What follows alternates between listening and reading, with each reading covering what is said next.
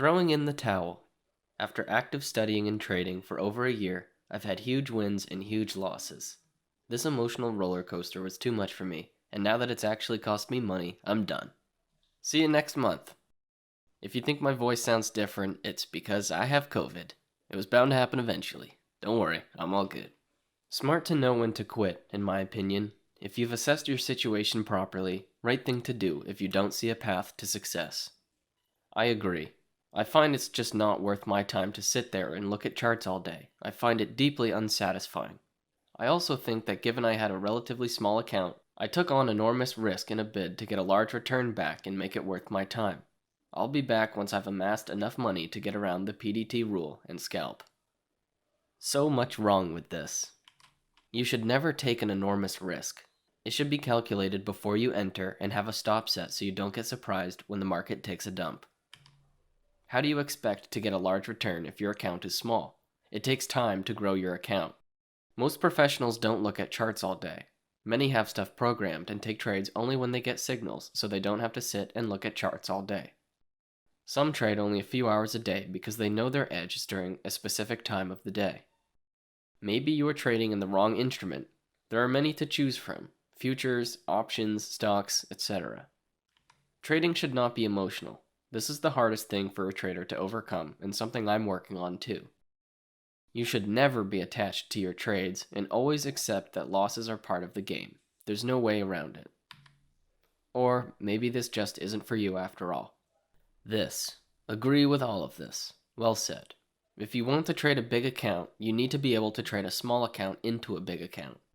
Feels like a lot of people these days with smaller accounts trying to double their account with every trade and getting upset. Not realizing consistent incremental wins of 7, 10, 15, 20%, etc., and keeping losses small can build up nicely. Not every trade needs to be a 100% return. If you stay at it long enough, you'll have those moments, but also realize they are unique and just appreciate, but don't expect it. Opie's post alone demonstrates too much emotion for day trading. Exactly why I don't day trade or own a word that YouTube doesn't like. I know I'm not emotionally stable enough for either. Weird you say this. I don't do day trading either, but yet we both hang out in this sub. What is going on?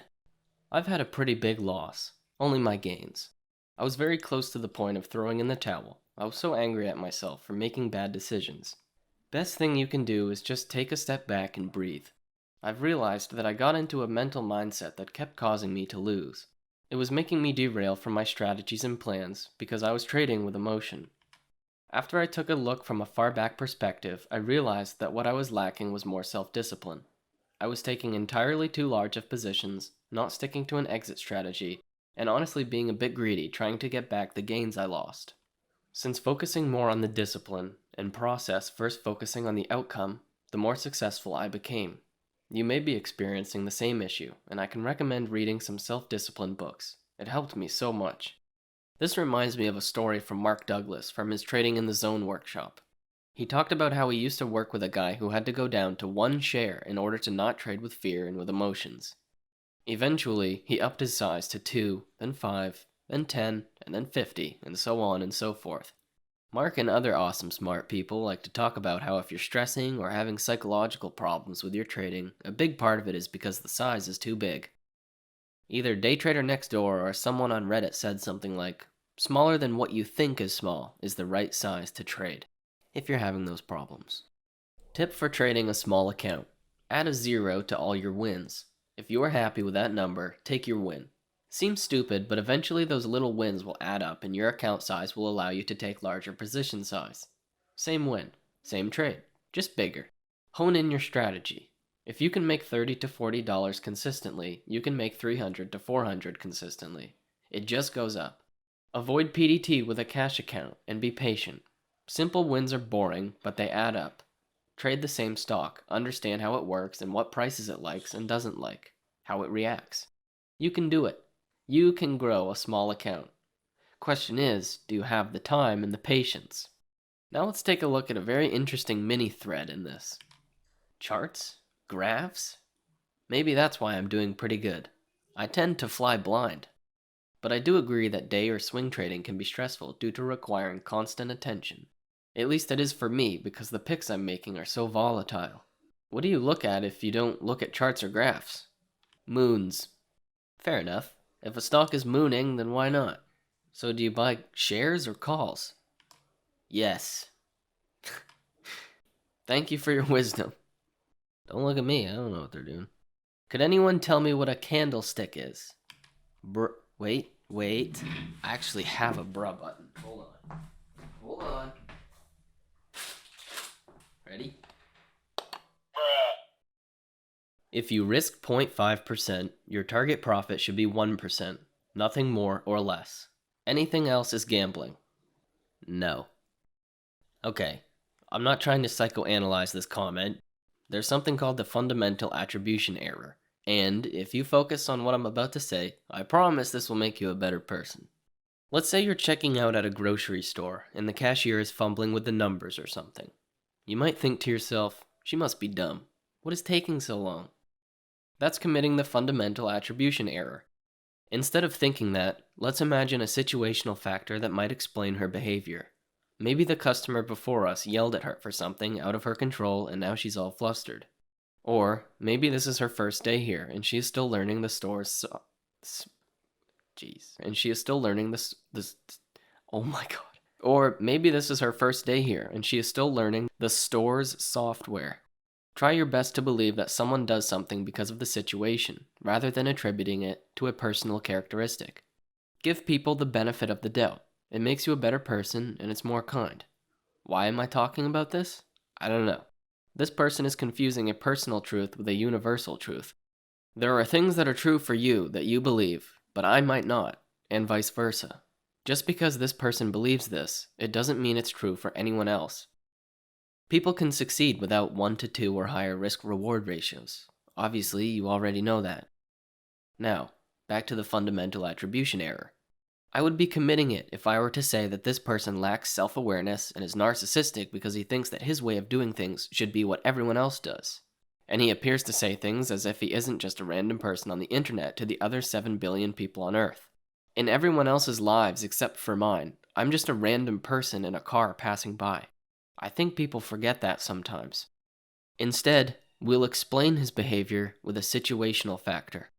I will choose to believe that he said this because he's a new trader, or because someone who sells a course or pretends to be a guru told him this. And he believes it and is repeating it because he doesn't realize the course or the guru is scamming him.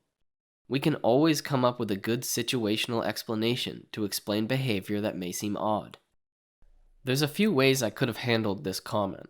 I could have taken it personally and gotten upset. I could have responded by saying something to defend myself. Or I could put my big boy understanding pants on and not continue the toxic cycle of YouTube comment anger. Let go of the ego. Lol, my bad. That's what the chapters are for, so you can skip to what you want.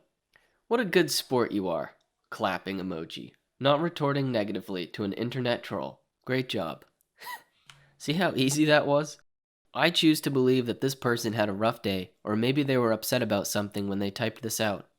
I understand that he isn't yelling at me. Just like that, a negative cycle is broken. No feelings were hurt in the making of this video. Here's one that doesn't have a happy ending, but I think it's really funny, and I still don't even understand what this is about. I think he got upset because of this. Trying to write some VWAP moving average stochastic RSI overbought oversold formula which incorporates data from the chicken market, since I found it to have a positive correlation with the S&P 500 on the first Tuesday of every month except for February. Come on now. We don't need to do that.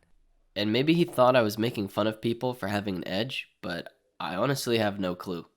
I thought I was making my sarcasm clear, but misunderstanding happens online pretty easily. I'll read this out after if you're just listening. And if you are still listening, thanks for sticking around, because this literally has nothing to do with the video title. So he said, S&D Basics section ridicules other people for finding an edge and how ridiculous they are. Then, without even pausing, goes on to describe his own edge. Lol. Clowns all around. Me. Can you give me a quote? My joke about the 9-indicator formula with the chicken market offended you? It's not even a real thing. It's a joke to say that supply and demand is very simple at its core. That's the example. Good job. You criticized others for finding an edge and then described your own edge. It's just pure hypocrisy. Never said I was offended, just that you're criticizing others for doing exactly the thing you're making a video about. Me. The chicken market isn't real. It was a joke.